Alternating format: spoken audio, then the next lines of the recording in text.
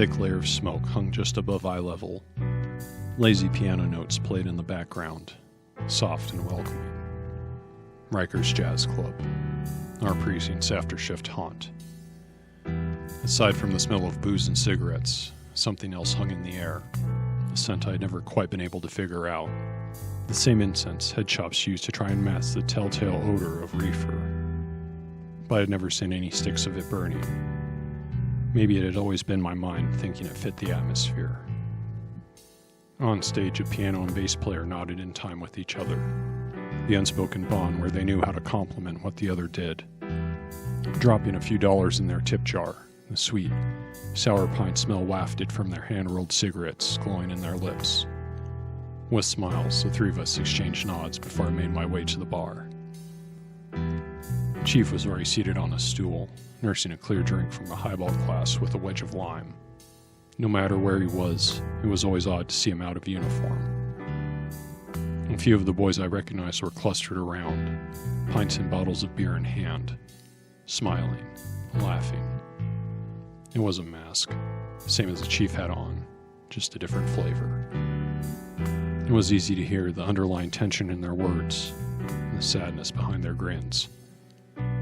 Sitting down, I put my hat on my knee, waiting for the bartender.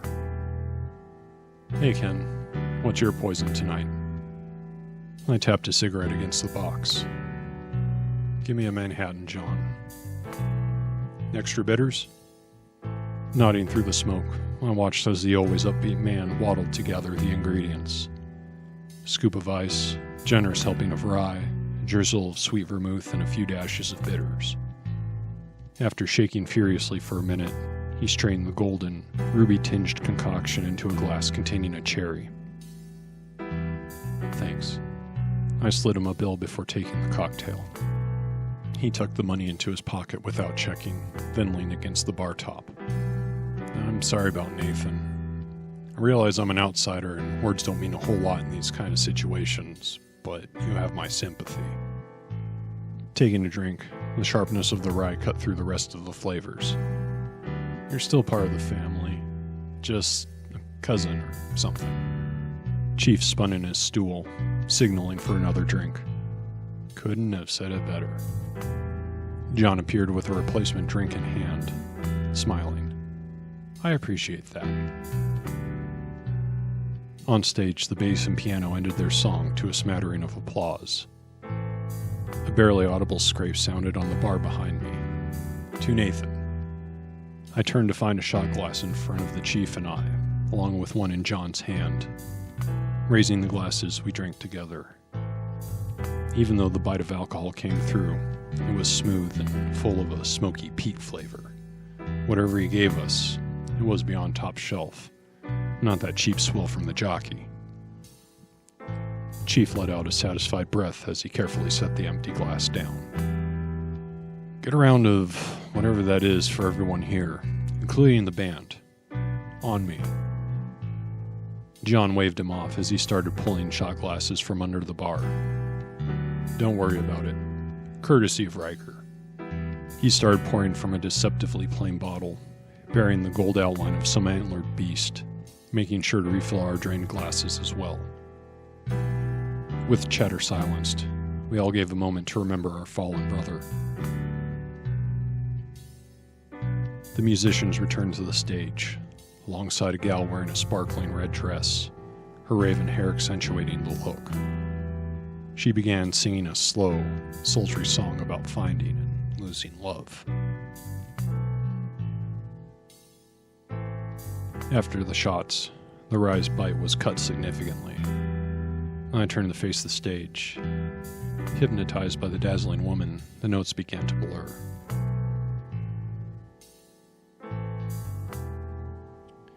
"How are you holding up?" the chief asked through his cocktail. I shook my head, tapping a fresh cigarette against the bar top. "Well, as can be expected. Honestly, there are too many missing kids." He nodded. "Each one that comes in turns my stomach. I'm only seeing a fraction of reports we get, and I can only pass so many on to you and the other detectives. If we had 10 times as many people..." His words were cut by the cocktail. But we aren't here for shop talk. Taking another drink, I shrugged. Comes with the job, Chief. Even when the badge comes off, we're still cops. Never know if those bits of evidence that have been rattling around in your head for weeks finally come together. Or you're sitting at the bar, enjoying a drink, and something lands in front of you that breaks a case wide open. I took a couple of inhales before tucking the lighter into my pocket. Speaking of, I know something about 2 of those cases you gave me today. The Chief's attention turned from the stage. That switch in his head flipped, and he was all business. Lay it on me, Detective. Tapping out the cigarette, I turned to face him. 2 of those kids went missing a week or 2 after their birthdays. Now, you could just chalk that up to coincidence. But when you look at the pictures of them, they're very similar physically. If you told me they were related, I'd believe you. Now, either of those on their own, sure, I'd accept that as coincidence. But both of those? It's flimsy as hell, but I don't buy they're both by chance. He nodded, staring at his drink with tongue between his teeth in thought. It's more than anything we've got to go on at this point. Worth talking to the families again, see if there might be something else there. Holding a long, sad note, the singer finished her song with a bow. I was planning on meeting with them on my way in tomorrow.